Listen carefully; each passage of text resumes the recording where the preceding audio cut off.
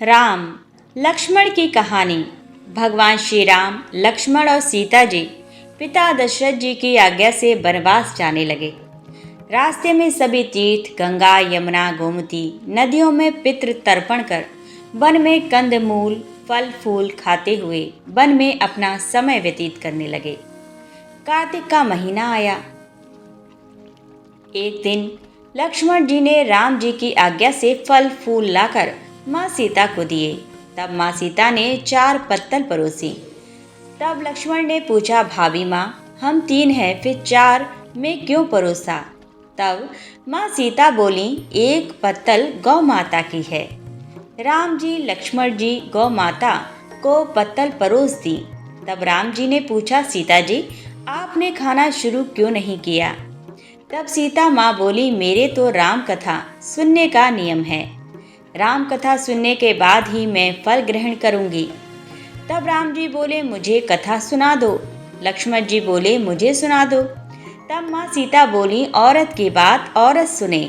आप मेरे पति हो, आप मेरे देवर हो, आपसे कैसे कहूँ? तब लक्ष्मण जी ने सोचा, इस जंगल में कौन औरत मिलेगी। तब लक्ष्मण जी ने अपनी माया से एक नगरी का निर्माण किया। उस नगरी में सब सुख सुविधाओं से युक्त थी। उस नगरी में सब चीजें सोने की थीं, इसलिए नगरी का नाम सोन नगरी रखा गया। सभी नगर निवासियों को घमंड हो गया। उस नगरी में कोई गरीब नहीं था। जब सीता जी कुएं पर पानी लेने गईं और पनिहारिनों से राम राम किया तो कोई नहीं बोली। थोड़ी देर में एक छोटी कन्या आई। सीता जी उससे राम राम बोली और कहा कि बाई, राम कथा सुनेगी क्या? तब वह बोली, मेरे तो घर पर काम है। सीता जी ने कहा, मेरे पति राम और देवर लक्ष्मण भूखे हैं। तब लड़की बोली, मेरी माँ मेरा इंतजार कर रही है। वह लड़की वहां से जाने लगी।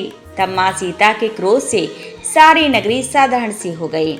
जब लड़की घर गई तो माँ बोली, बाई, ये क्या हुआ? तब लड़की बोली, मेरे को पता नहीं है, वहां पर एक साध्वी बैठी थी, मुझे राम कथा सुनने के लिए बोली, पर मैं तो कथा नहीं सुनी। यदि उसने कुछ किया हो तो पता नहीं। तब उसकी माँ ने उसको वापस जाकर कथा सुनने को कहा। लड़की ने वापस जाकर कथा सुनने से मना कर दिया। तब उसकी बहू बोली, आपकी आज्ञा हो तो मैं कहानी सुन कर आती हूँ। जब बहू कुएं पर गई तो पानी भरे और खाली करे।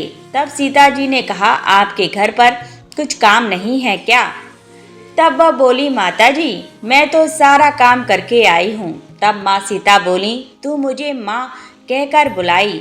यदि तुझे समय हो तो मेरी राम कहानी सुन लेगी। तब वह बोली, माता जी, कहानी सुनाओ, मैं प्रेम से कहानी सुनूंगी।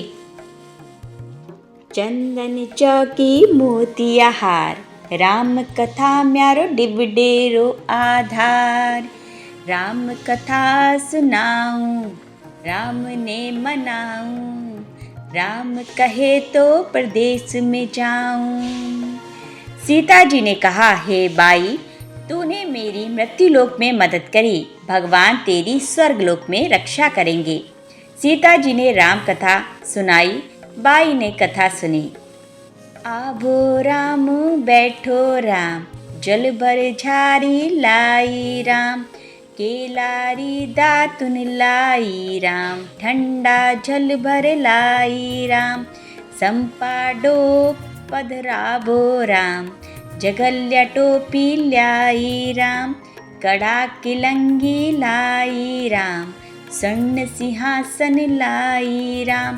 तापर आप बिराजो राम, झालर टिकारा लाई राम। शंख ध्वनि गरुड़ाऊं राम, डिविडे हीरा शोभे राम।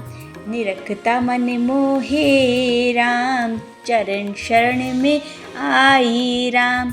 शरण अपारी ले ल्यो राम, माखन मिश्री लाई राम। माखन मिश्री आरो गो राम, दूध बर कटोरी लाई राम। मेवा चिरंजी परोसूं राम, खाती मीठी चाखा राम।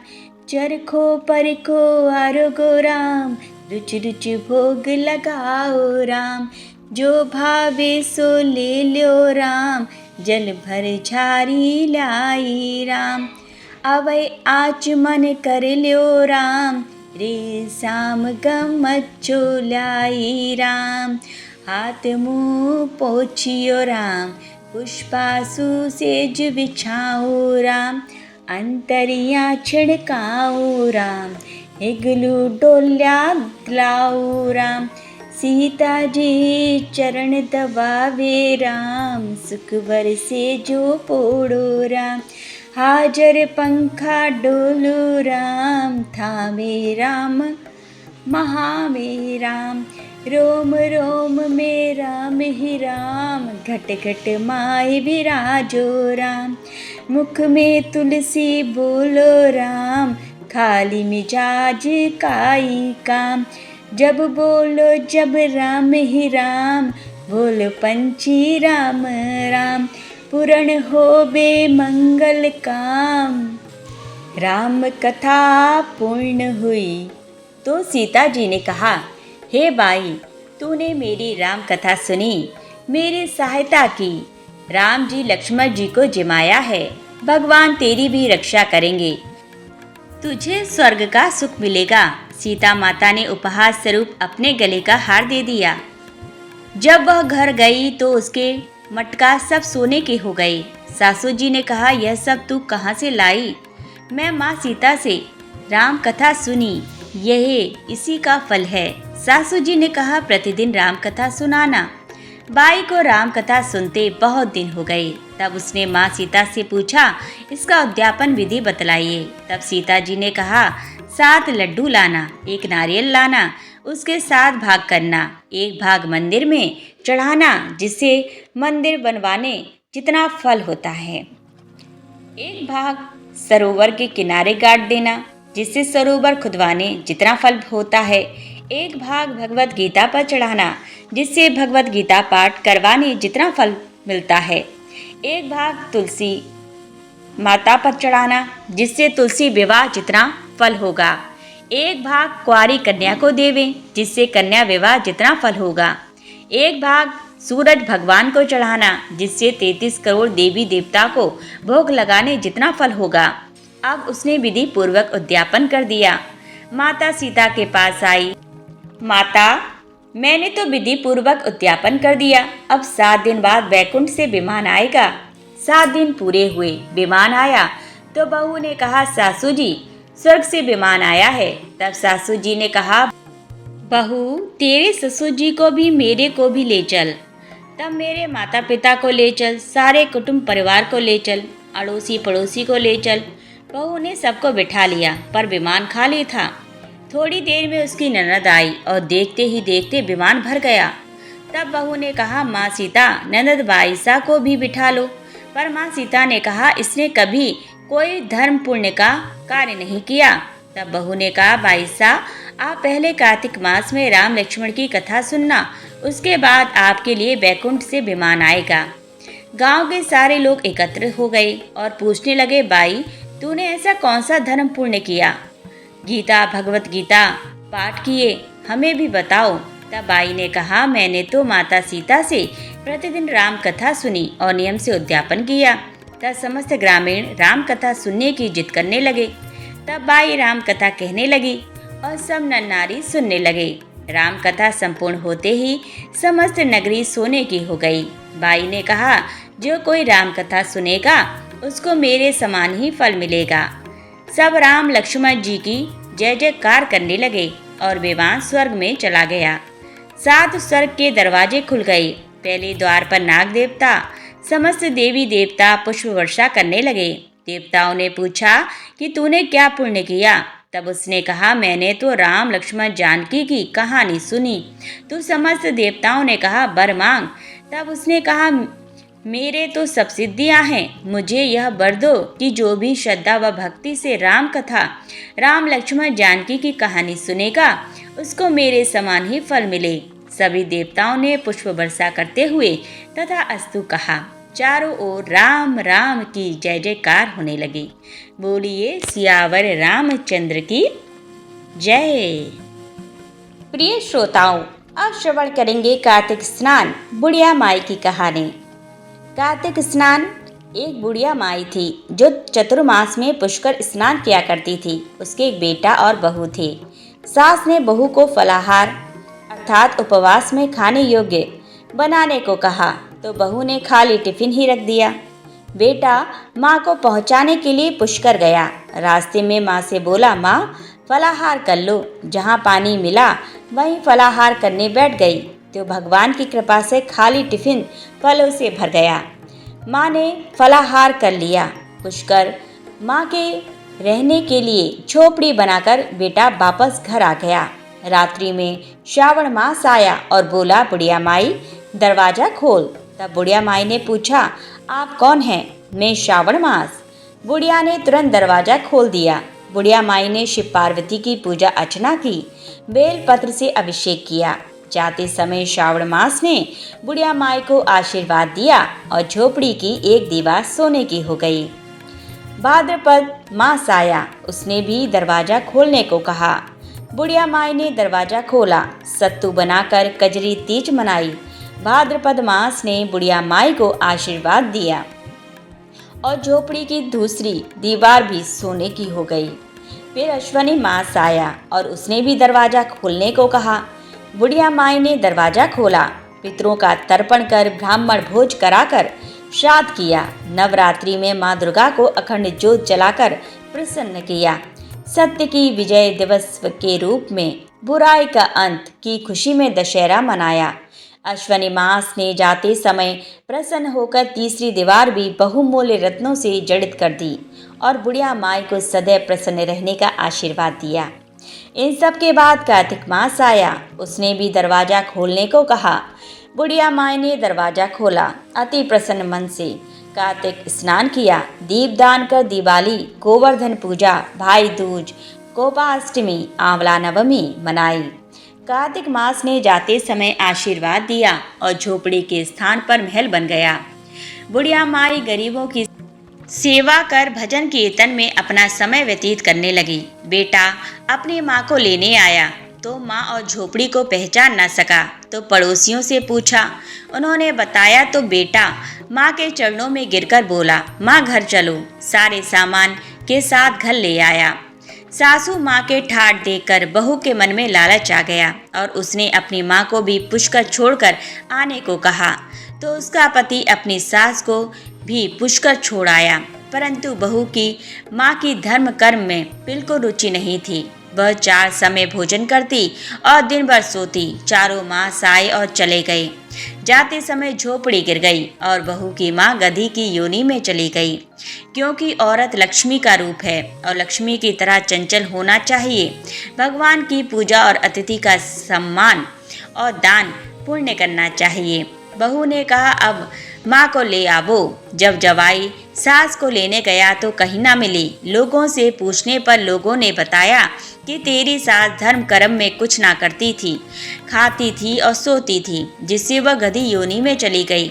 जवाई गधी योनि अर्थात सास को बांधकर घर ले आया। उसकी पत्नी ने पूछा, मेरी माँ कहाँ है? तब पति ने कहा, तेरे लालच की वजह से तेरी माँ गधी योनि में आ गई। बड़े बड़े विद्वानों, ब्राह्मण, ऋषि मुनियों से पूछने पर उन्होंने बताया कि तेरी सास के स्नान किए पानी से स्नान करने पर उसे मनुष्य योनि मिलेगी। तब बहू ने ऐसा ही किया और उसकी माँ ने पुनः मनुष्य योनि प्राप्त की। हे राधा दामोदर, भगवान जैसा बुढ़िया माई को दिया वैसा सबको देना। कहता न सुनता ना, हुंकार भरता ना, म्यारा सारा परिवार ना। बोलिए कार्तिक मास की जय। प्रिय श्रोताओं, अब श्रवण करेंगे कार्तिक स्नान की सास बहू वाली कहानी। 2 सास बहुएं थीं। कार्तिक मास आया तो सास बोली, मैं कार्तिक स्नान के लिए तीर्थ जाना चाहती हूँ। बहू बोली, मैं भी चलूंगी। सास बोली, तू अभी छोटी है, अभी मुझे जाने दे। सासू तीर्थ गई तो बहू कुम्हार के से 33 कुंडे ले आई। रोज एक कुंडा भर कर रखती। उधर गंगा में सासू जी की नद गिर गई। बहू कुंडे में नहाती हुई बोली, सासू नहावे कुंडे में मैं न्याऊं कुंडे। इतने में गंगा की धारा कुंडे में आ गई। साथ में सासू जी की नथ भी आ गई। बहू ने नथ पहचान ली और अपने नाक में पहन ली। महीना पूरा हुआ, सासू जी आई। बहू सामने आई तो सास नथ देख बोली, तू ये क्या ले आई? तो बहू बोली, यह तो मेरे कुंडे में गंगा की धारा के साथ आ गई। अब सास बोली, मुझे ब्राह्मण भोज कराना है। बहू बोली, सासू जी 2 ब्राह्मण मेरे भी जिमा दो, मैंने भी कार्तिक स्नान किया है। तूने कहा कार्तिक स्नान किया? तो बहू बोली, ऊपर चलो, मैं आपको बताती हूँ। ऊपर गए तो देखा सारे कुंडे सोने के हो गए। बहू बोली, मैं रोज कुंडा भरकर रखती और सुबह जल्दी उठकर नहाती और उल्टा करके रख देती। तब सासू जी बोली, बहू तू बहुत भाग्यवान जो साक्षात गंगा जी तेरे पास आई। तूने श्रद्धा और विश्वास से कार्तिक स्नान किया तो भगवान ने तुझे फल दिया। दोनों सास बहू ने धूमधाम से ब्राह्मण जिमा का दक्षिणा देकर विदा किया। कार्तिक स्नान की कहानी। 1. भगवान जैसा सास बहू को दिया वैसा सबको देना। इस कहानी के बाद इल्ली घुड़ की कहानी सुने। कार्तिक स्नान की कहानी 1, कार्तिक स्नान की कहानी 1, कार्तिक स्नान की कहानी 1, कार्तिक स्नान की कहानी 1। प्रिय श्रोताओं, अब इल्ली घुड़ की कहानी का श्रवण करेंगे। एक इल्ली और घुड़ था। इल्ली बोली, आओ घुड़, कार्तिक स्नान करें। घुड़ बोला, तू ही कार्तिक स्नान कर ले, मैं तो नहीं करूँगा।